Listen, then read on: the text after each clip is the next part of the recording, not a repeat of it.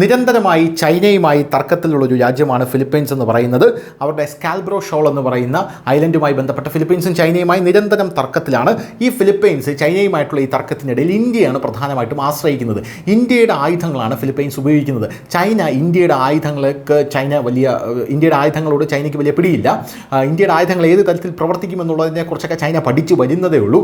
അതുകൊണ്ട് തന്നെ ഇപ്പോഴത്തെ ഇന്ത്യയുടെ ഒരു ആയുധം ചൈനയെ വല്ലാതെ ഭയപ്പെടുത്തുകയാണ്. ഫിലിപ്പൈൻസ് ഉപയോഗിക്കാൻ പോകുന്ന ഇന്ത്യയുടെ ഒരു ആയുധം, ആ ആയുധം എന്ന് പറയുന്നത് അണ്ടർ വാട്ടർ ഡ്രോണുകളാണ്. ഇന്ത്യയുടെ അണ്ടർ വാട്ടർ ഡ്രോണുകൾ ഏത് തരത്തിലായിരിക്കും പ്രവർത്തിക്കുന്നത് എന്ന് ആലോചിച്ച് തലപുകയ്ക്കുകയാണ് ഇപ്പോൾ ചൈന. ദക്ഷിണ ചൈന കടലിൽ വർദ്ധിച്ചു വരുന്ന സംഘർഷങ്ങൾക്കിടയിൽ ഫിലിപ്പൈൻസ് തങ്ങളുടെ സമുദ്ര നിരീക്ഷണ ശേഷി വർദ്ധിപ്പിക്കുന്നതിനായി ഇന്ത്യയിലേക്ക് നൂതന അണ്ടർ വാട്ടർ ഡ്രോണുകൾക്കായി ഇന്ത്യയിലേക്ക് തിരിയുന്നു എന്ന പ്രാദേശിക ഫിലിപ്പീനോ മാധ്യമങ്ങളുടെ റിപ്പോർട്ടാണ് ഇപ്പോൾ ചൈനയുടെ ഉറക്കം കെടുത്തിയിരിക്കുന്നത്.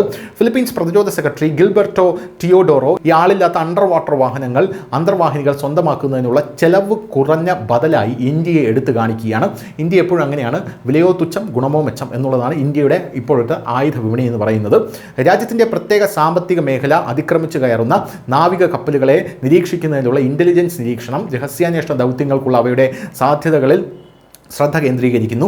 ഇൻഡോ പസഫിക് മേഖലയിലെ ചൈനയുടെ നിലപാടുകളെക്കുറിച്ചുള്ള പൊതുവായ ആശങ്കകൾ ഇരു രാജ്യങ്ങളും നേരിടുന്നതിനാൽ മനിലയും ന്യൂഡൽഹിയും തമ്മിലുള്ള ആഴത്തിലുള്ള തന്ത്രപരമായിട്ടുള്ള പങ്കാളിത്തത്തെയാണ് ഈ നീക്കം അടിവരയിടുന്നത് എന്നാണ് ഈ റിപ്പോർട്ടുകൾ സൂചിപ്പിക്കുന്നത്.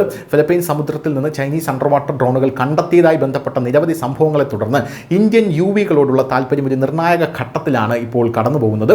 സമീപ മാസങ്ങളിൽ ഫിലിപ്പീനോ മത്സ്യത്തൊഴിലാളികൾ നിരവധി സംശയാസ്പദമായിട്ടുള്ള ചൈനീസ് നിരീക്ഷണ ഉപകരണങ്ങൾ കണ്ടെത്തിയിട്ടുണ്ട്.